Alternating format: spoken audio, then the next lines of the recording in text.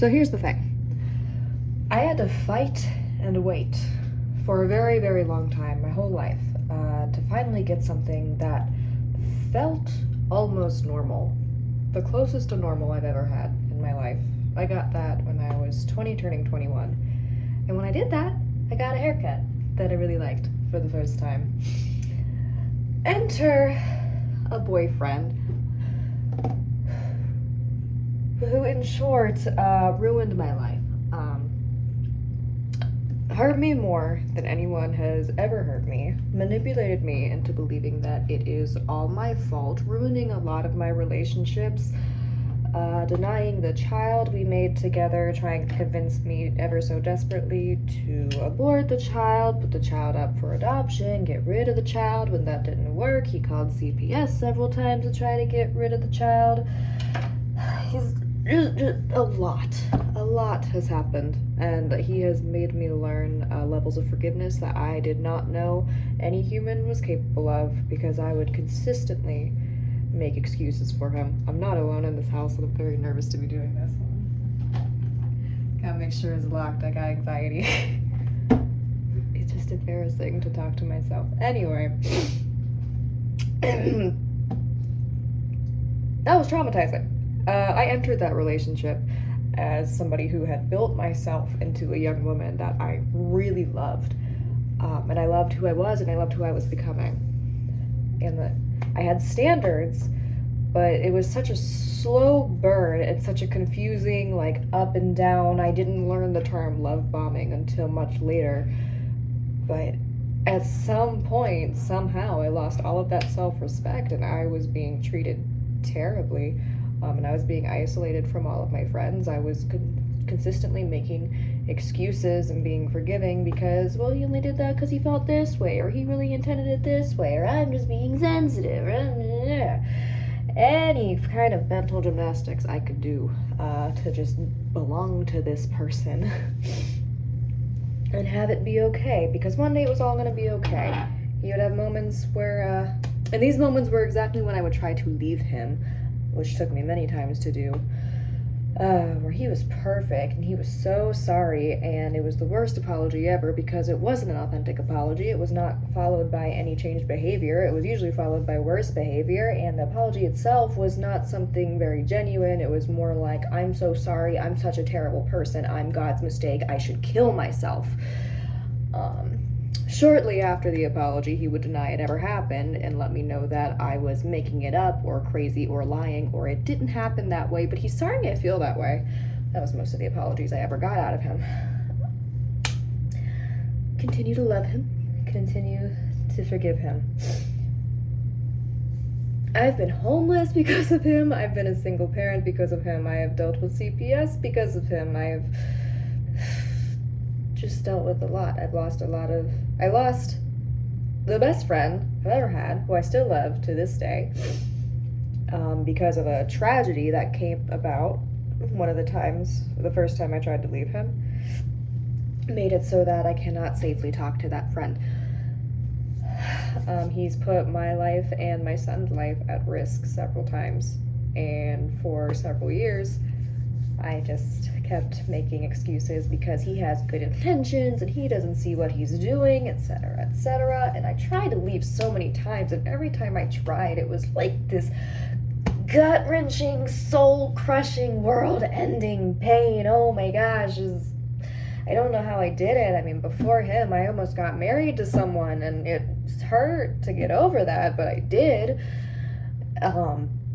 I don't know why, for a while, with the ways that he had hurt me, it was so impossible to leave, but I know now it's a lot of psychological trauma. He represented the era of my life that was normal, that I had to fight very hard to get, and it hurt very bad that the person who seemed to love me more than anyone in the world could also hurt me more than anyone in the world. It was very addicting and very hard to accept what was really going on there.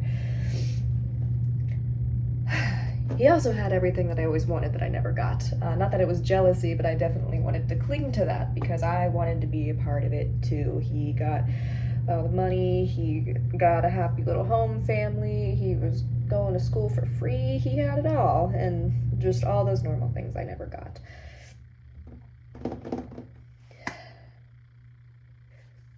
His aggression escalated very quickly, from just disrespecting boundaries, which is already bad enough. That's a good enough reason to leave, to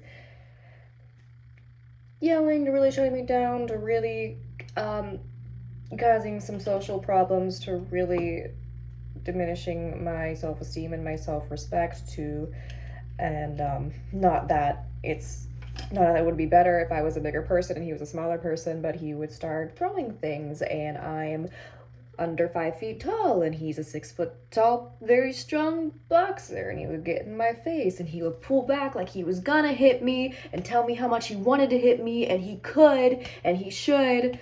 But it's not technically a threat because he said he wanted to. He didn't say he was going to, and he would box the car or his bed in front of me because of how mad I make him. And I'm the only person that's ever made him this way. It's all my fault. He was never like this before me. Even if he's never lashed out like that before me, which I don't believe is true, he would still always be the person who would do that anyway, and that's not a cool type of person to be around a child. God forbid. God, anytime I even spoke about my emotions around him, and God forbid I cried around him, he would just break down, shut down, scream, yell, throw things, leave the room, threaten to leave me forever. And I don't need that around a baby who sometimes cries. Sexual assault was something that I was not able to process for a long time. He was already really pushing me past where I was visibly very uncomfortable to begin with, and instilled a lot of insecurities where insecurities previously did not exist. I was once very drunk because I was 21 and I could buy my own liquor now. Oh no! I was drunk safely at home with him, and at some point, I remember verbally saying out loud, I'm very obviously too drunk to consent to anything. I said that out loud. He acknowledged it. I blacked out. I don't remember what happened, but he's very proud of the fact that he did, in fact, fuck me while I was too drunk to say no. He swears that I begged for it. Regardless, he was completely sober. I drank a whole bottle of margarita wine mix, which was, I'm pretty sure, close to being liquor. I didn't know that at the time, but that was a great learning experience. Anyway, 21-year-old mistakes. I don't drink at all anymore.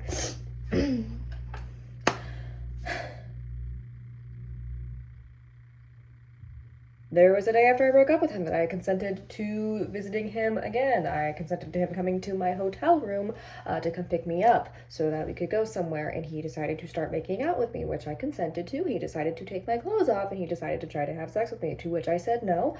3 times I said don't, very clearly, not no, which still is a no, by the way, but there's no room for any sort of confusion here. There's no way that it could have been an excuse. I said don't 3 times with space in between, hard eye contact, very clearly. He obviously paused to acknowledge me, and he decided he was going to continue having sex with me anyway, at which point I started crying because a man was inside of me that really shouldn't be inside of me. He acknowledged I was crying, said, no, I'm so sorry, I didn't mean to do that, almost pulled out, didn't pull out, hugged me for a second, continued fucking me. Hold on. Sorry, the words that came out of his mouth, as though it were a kinky thing where I can't stop, it's instinct, continued to fuck me. Immediately after he was done, told me he's so sorry, he never wanted to do that, he thought he was a good person, he's not a good person, he should kill himself. Next day, I'm sorry you feel that way, it didn't happen like that. Was not able to start processing that for a long time because every time I talked about it, he would shut it down as though I was just being sensitive. This was after one of the times I successfully broke up with him and made it very clear that I was reverting back to my faith. I was practicing my faith. I did not want to have sex outside of being married. I made it very clear to him that I was not going there to have sex with him, and as he was about to fuck me and was on top of me, I asked him 3 times to stop, and he didn't. There is no room there for I thought she wanted it. But I guess in his world, he has done enough mental gymnastics to where I'm just making him feel bad for something I wanted anyway. So that's traumatizing. And during this whole process of about 3 years, my hair's gotten way too long. I didn't ever cut it again. I just didn't touch it. In my head, I'm a short hair person, but I guess I just haven't had the time for 3 fucking years. At one point, I got an undercut and I loved it, but he hated it, so I've spent all year growing it out. But, I don't like it. I've been afraid to do anything to my hair because I thought he was just gonna fuck with it. But look at how long my hair has gotten. Hold on, my camera fucked up. I guess you'll just sit there now. I spent too long being made absolutely miserable and being made terrified. I lost hope too many times, and I let that hope be taken from me from a person who showed that he knew what to do, that he wanted to do it, that he knew how to do it, that he could do it, but consistently chose not to. And instead of putting in any effort, just hurt me consistently, emotionally, physically. And as every day goes by, I realize more how terrible he really was. And I can use the word abuse now without him guilt tripping me for it. I had so many moments as a result of his actions that I just felt like I was completely breaking. There are times where I visited him because he wanted me to visit, and I would spend more money than I had, and I would be in a hotel 10 minutes from his house, and he decided, I'm not gonna come see you while you're pregnant with my child, and paid money to be here. And I would be sad, and I would cry, and he would listen to me cry. His favorite thing to say when I was crying was that I need medication, and then he would hang up on me, and I've just had so many nights of just wailing because of how somebody is treating me, and I can't do that anymore. I especially cannot risk that happening to my son. That's my number one thing. He's big now. He's a year old now. And he's so precious. And he's so happy. And we're best friends. And he's so healthy. And I didn't get dealt a good hand. That's fine. But I can make sure he does. Instead of trying to fill that void for myself, I can make sure he does not have to face that. And retroactively try to get him the best circumstances possible. And that's what I'm doing right now. I haven't done anything to my hair. I've been afraid to do anything to my hair because he cared a lot about my appearance. I'd say like 3 months ago, I felt like I couldn't leave. It was just this gut-wrenching, like, I'll just have to put up with the abuse and the pain forever, and I'll have to be isolated forever, and this will be the rest of my life. But I really had to make this decision of,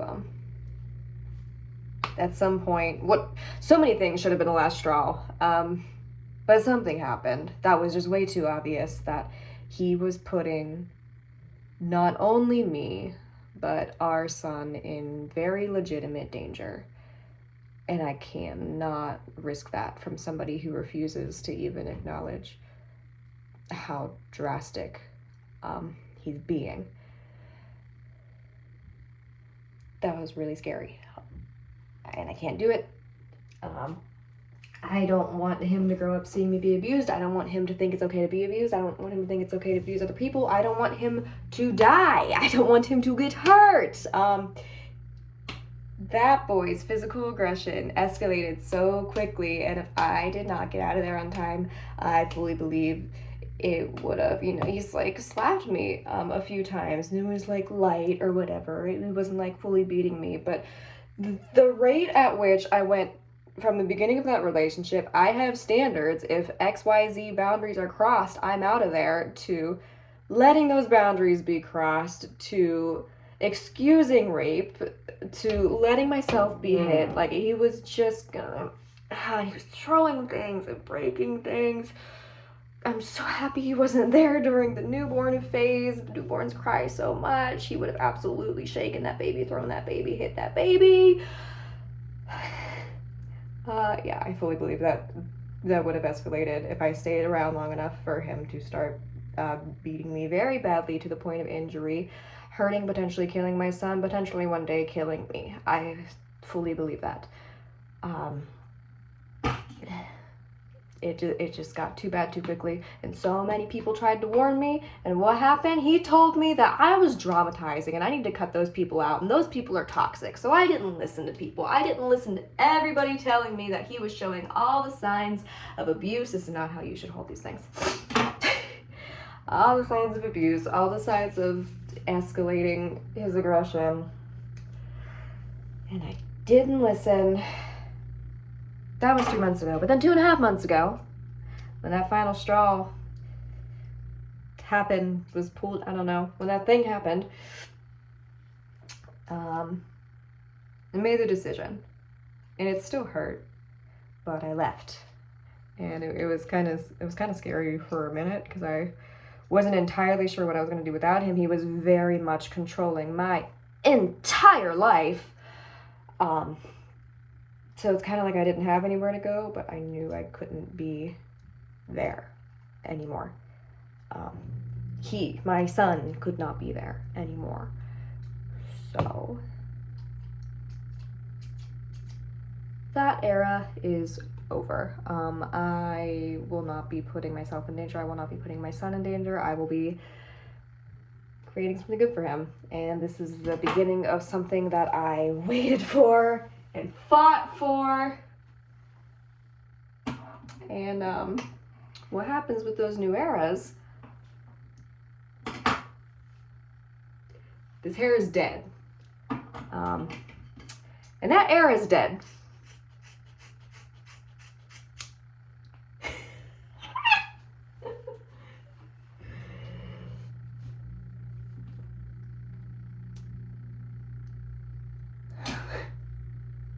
You know what I did today? I took my son to a dentist appointment. He had a dentist appointment today. Do you know why he had a dentist appointment today? Because we have health insurance now. Because I got us health insurance, which is a big win for me, because that's something I could not get when I was with him. He didn't let me. He didn't want me to be on Medicaid, shamed me for wanting to apply for that, even though I qualified for it, because that's what leeches do. So just wait until you're making enough money to get private health insurance. But he didn't want me to go to work, didn't want me to put him in certain daycares, didn't want to take care of him while I was trying to work. My goodness. Then transportation. I have to, drive her. I have to take him to a nanny. I have to drive to, the doctor appointment. I have to drive to the health insurance office. Don't take an Uber. Don't get on a bus. Someone tries to teach me how to drive. Don't do that. I don't trust them. I got health insurance because I applied recently, and I got approved quickly, and now my son has a pediatrician and a dentist, and I have a PCP and a dentist and an OB and a therapist. You know what else? I have a safe place to stay. You know what I have for the first time in a while? I have friends. And we have healthy conversations. And I wear things that aren't black, and I wear things that are comfortable and not just skin tight things on my body. I don't put eyeliner on to stay in the house with a boy. Oh my goodness. I've noticed recently too, I'm kind of obnoxious now. I thought I was being annoying at first. Is that nervous energy? But no. Moderately obnoxious. I used to be really bubbly. Before I got in a relationship with him, that was the first things anybody said about me if they were asked to describe me. She's so nice, she's so friendly, she's so lovely. And then I got in a relationship with him. That stopped. I was basically a bitch. I was antisocial, hated everybody, didn't want to talk to anybody, wasn't allowed to talk to anybody, can't trust anyone. I'm severely unhappy. But now I just make jokes. And I say stupid puns that come to mind. And I laugh. And sometimes other people laugh.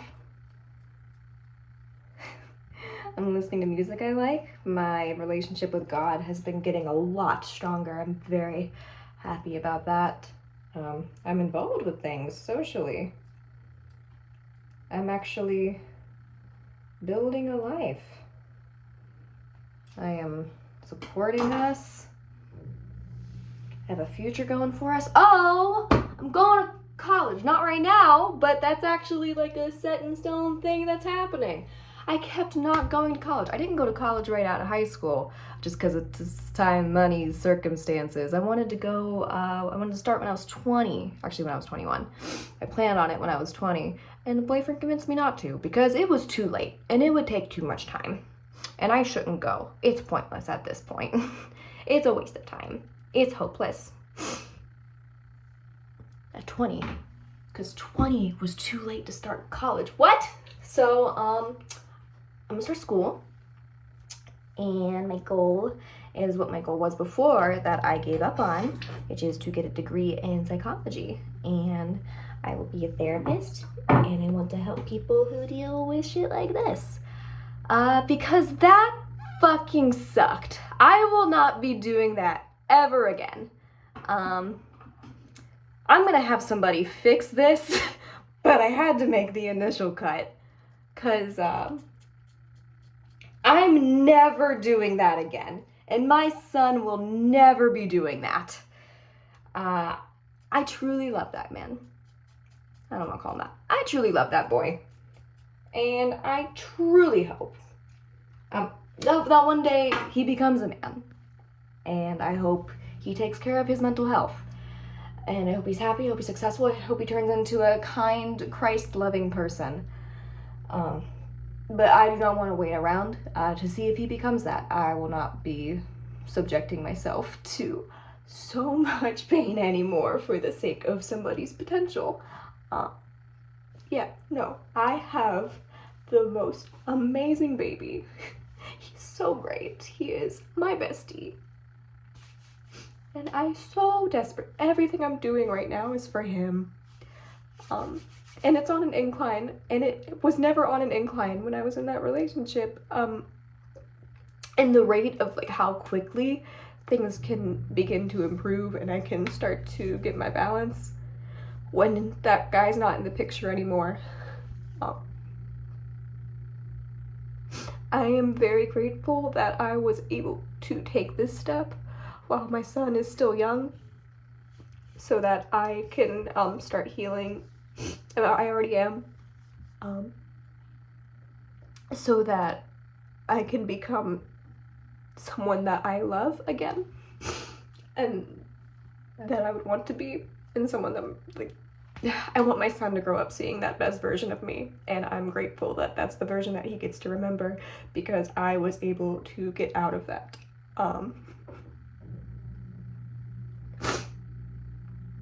Yeah, he was abusive and I do love him. I will not be hanging around to be abused.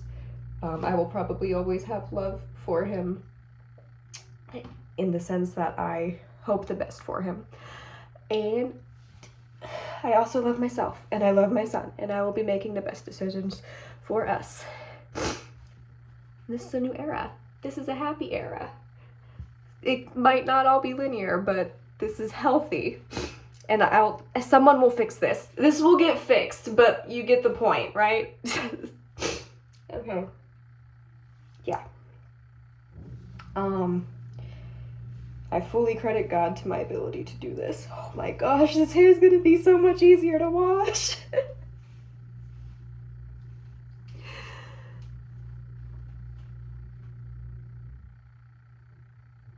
Yeah. That's all I got. I love my son, I love God, I love myself. Things are gonna be good.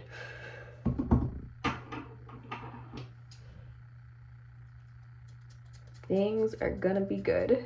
We are in an era of just being a good mother and caring for myself and trying to be a saint and not spending my days desperately trying to earn love from someone who is not giving me authentic love and is just hurting me. will not be putting my son in danger. No, thank you. We are safe now, and